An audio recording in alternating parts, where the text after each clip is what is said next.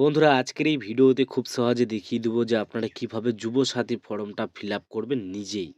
আর এই যুবসাথী ফর্মের সাথে কি কি আমাদের ডকুমেন্টস লাগবে জমা দেওয়ার সময়, সেটাও আজকের এই ভিডিওতে বলে দেবো। আর আরেকটা কথা বন্ধুরা, যে আপনারা কে কে এই যুবসাথীর ভাগীদার আর কি, বা কে কে কার কার হবে না বা কার কার হবে, সেটাও আজকের এই ভিডিওতে খুব ভালোভাবে দেখিয়ে দেবো। তো চলো সর্বপ্রথম আমরা দেখে নিই যে আমরা কীভাবে এই ফর্মটাকে নিজেই অফলাইনে ফিল আপ করবো। অফলাইন আর অনলাইন কিন্তু বেসিক্যালি একই ফিল আপ আর কি। তো আমি আপনাদেরকে সিম্পলি অফলাইনে দেখিয়ে দিচ্ছি। অলরেডি কিন্তু আমি ফিল আপ করে রেখেছি ফর্মটা। তো আপনারা এখানে দেখতে পাচ্ছেন, এখানে লেখা আছে বাংলার যুবসাথী সেমি। তো এটা কিন্তু আমাদের একটা প্রকল্প, বাংলার যুবসাথী প্রকল্প নিয়ে সেই অ্যাপ্লিকেশনটা, যেখান থেকে আমাদের ১৫০০ টাকা করে মাসে আর কি দেওয়ার কথা বলেছে মমতা ব্যানার্জি। তো এখন আমরা এই ফর্মে যেভাবে ফিল আপটা করবো সেটা আপনারা ভালোভাবে দেখে নিই। এখানে আপনারা দেখতে পারবেন দুয়ারে সরকার রেজিস্ট্রেশন নাম্বার, এই জায়গাটা আমরা ফাঁকা ছেড়ে দিব। তারপর আমরা এখানে দেখতে পারবো যে আধার নাম্বার, আমাদের যেই আধার কার্ড আছে সেখানে আমাদের আধার নাম্বার আছে, সেই আধার নাম্বারটা আমরা এখানে দিয়ে দিব। তারপর আমরা এখানে দেখতে পারবো যে উপভোক্তার নাম এবং মাধ্যমিক বা সমমানের পরীক্ষা অনুযায়ী, যেই আমাদের যদি মাধ্যমিক রেজাল্ট হয় বা সেটা উচ্চ মাধ্যমিক হোক বা বিএ পাস, সেইখানে আমাদের কি নাম আছে বা সেখানে লেখাটা কিভাবে বানানটা আছে, সেই হিসাবে কিন্তু আমাদের সেই নামটা এখানে দিতে হবে। তো যার নামে ফর্মটা ফিল আপ করছেন তার নিজের নামটা, সে কত ক্লাসে পড়েছে বা মাধ্যমিক দিয়েছে, মাধ্যমিক সার্টিফিকেটে দেখবেন যেই নাম আছে, যেই টাইটেলগুলো যেইভাবে আছে সেইভাবে আপনারা এখানে দিয়ে দেবেন। তারপরে এখানে লেখা আছে যে মোবাইল নাম্বার, ব্যাংক অ্যাকাউন্ট লিঙ্কযুক্ত, যাতে আমাদের ব্যাংকের অ্যাকাউন্টে মোবাইল নাম্বার লিঙ্ক থাকে, সেরকম একটা মোবাইল নাম্বার এখানে দিতে হবে। তো আপনারা দেখতে পাচ্ছেন এখানে আপনারা 10টা মোবাইল নাম্বার দিয়ে দিবেন, 10টা নম্বর দিয়ে দিবেন। তারপরে আপনারা এখানে দেখতে পারবেন জিমেল আইডি। এখানে কিন্তু ইমেল আর জিমেল কিন্তু পুরো একই সিস্টেম গাইস। তো আপনারা এখানে কি করবেন, আপনার যদি জিমেল থাকে অথবা ইমেল থাকে তাহলে আপনারা ইমেল অথবা জিমেলটা এখানে বসিয়ে দিবেন। তারপরে আপনারা এখানে দেখতে পারবেন জেন্ডার, মানে লিঙ্গ। তো আপনারা যদি পুরুষ হয়ে থাকেন তাহলে মেল বা পুরুষ, তারপর ফিমেল দেখতে পারবেন। তো আপনারা যদি ছেলে হয়ে থাকেন তাহলে মেলে দিবেন, আর যদি আপনারা মহিলা হয়ে থেকে থাকেন তাহলে অবশ্যই কিন্তু মহিলাতে টিক চিহ্নটা দিয়ে দিবেন বক্সগুলোতে, খালি বক্সগুলোতে। তারপরে আপনারা এখানে দেখতে পারবেন ডেট অফ বার্থ।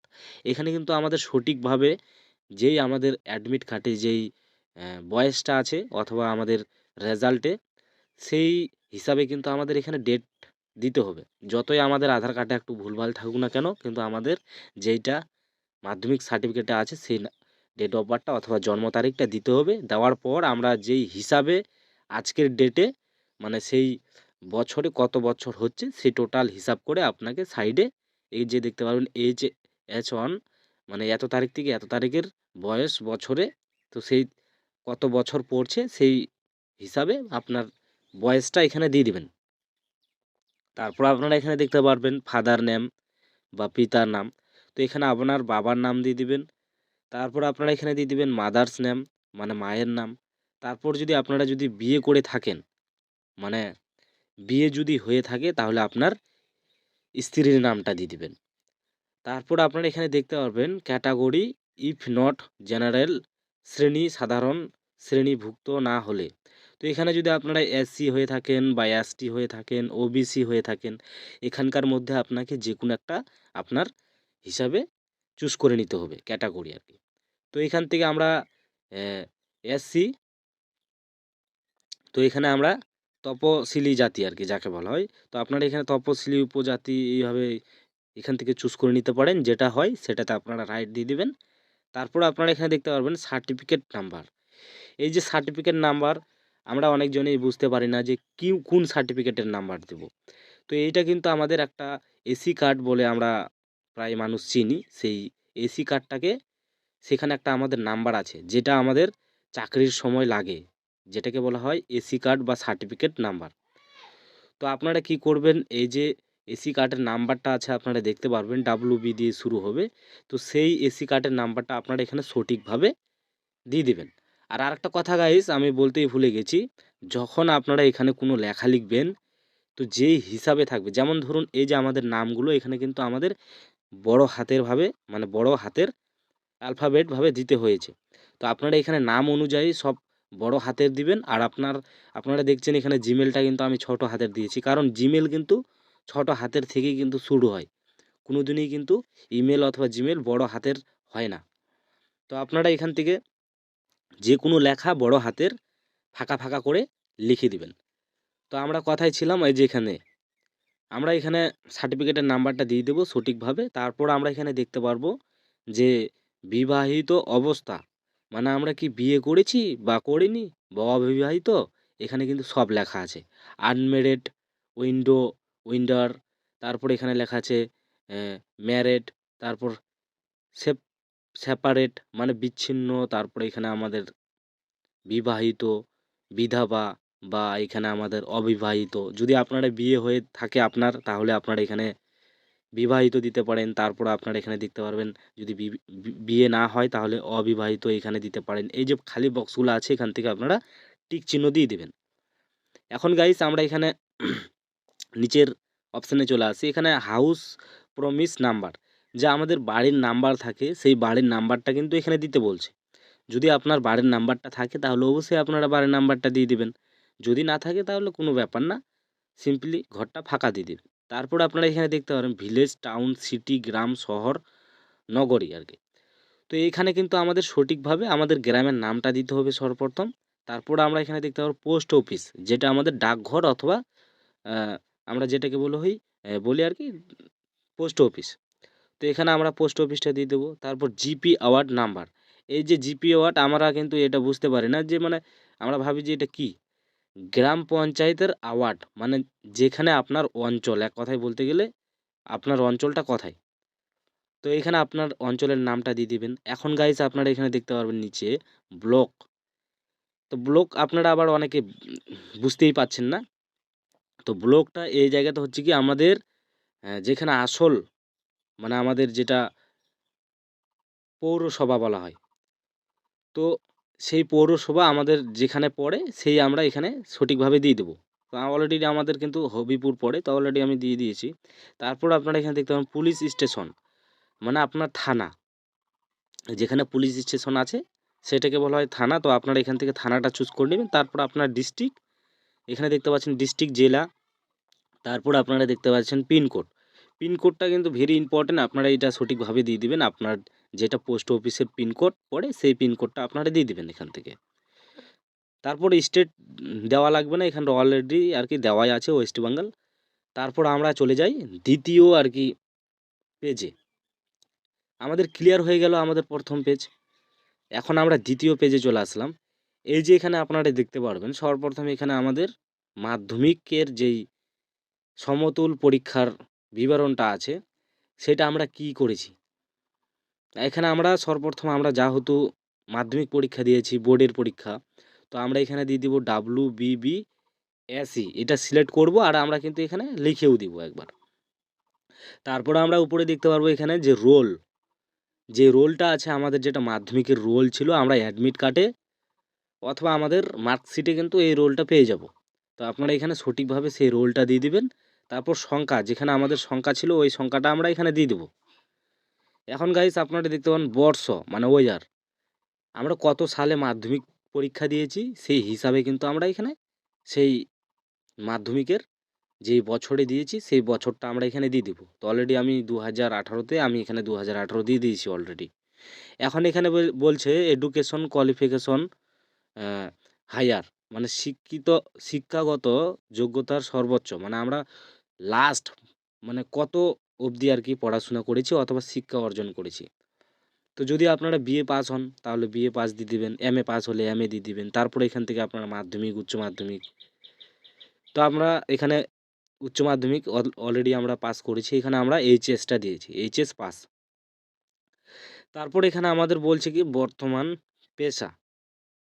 তো এখানে আপনারা অনেক কিছুই দিতে পারেন, বাট আমরা এখানে দিব কি আনএমপ্লয়েড, মানে আমরা একজন ব্যক্তিগত মানুষ, ঘরের আর কি বাড়ির কাজ টাজ করি হালকা পাতলা, এরকম একটা বড় মানে ব্যাপার। তো আপনারা এটা লিখে দিতে পারেন। তারপর আপনারা এখানে দেখতে পারবেন ব্যাঙ্ক অ্যাকাউন্ট ডিটেলস। তো এই ঘরটা বেশি ইম্পর্টেন্ট একটা গাইস। এখানে কি করতে হবে, আমাদের কিন্তু ব্যাঙ্ক অ্যাকাউন্ট সাথে নিয়ে আমাদের কিন্তু এই ফর্মটা ফিল আপ করতে হবে। আমাদের সর্বপ্রথম ব্যাংক নাম দিতে হবে, মানে ব্যাংকের নাম। তো আপনার ব্যাংকের নাম কি, যদি স্টেট ব্যাংক হয় তাহলে স্টেট, বা কানাড়া ব্যাংক হলে কানাড়া।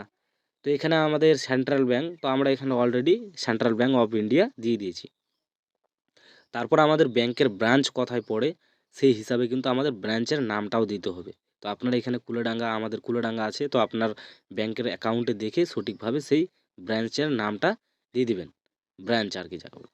তারপর ব্যাংক অ্যাকাউন্ট নাম্বার, যে আপনার অ্যাকাউন্ট নাম্বার আছে ব্যাংকের পাসবইয়ে দেখবেন অ্যাকাউন্ট নাম্বার আছে, সেই অ্যাকাউন্ট নাম্বারটা আপনার এখানে দিয়ে দিবেন। তারপর এখানে আপনারা দেখতে পারবেন নিচে আইএফএসসি কোড, যেটা আমাদের আইএফসি কোড বলি, সেই কোডটা আমাদের এখানে দেখে দিয়ে দিতে হবে। তো অলরেডি আমি দিয়ে দিয়েছি। এখন গাইস আমাদের এখানে বলছি কি যে অন্য কোনো সরকারি সাহায্য পান কি না, বা রাজ্য সরকার প্রদত্ত শিক্ষাগত সুবিধা বা বৃদ্ধি ছাড়া। তো এখানে আমরা কিন্তু অলরেডি কিন্তু না দিব অথবা নো, এই যে দেখতে পাচ্ছেন টিক চিহ্ন ঘরটা, এই ঘরে আপনারা রাইট দিয়ে দিবেন। তারপরে আপনারা বেশি কিছু করবেন না, নিচে দেখতে পারবেন যে আপনারা কি কি ডকুমেন্টস দিয়েছেন সেই হিসাবে কিন্তু এখানে সবগুলোতে রাইট মারতে হবে।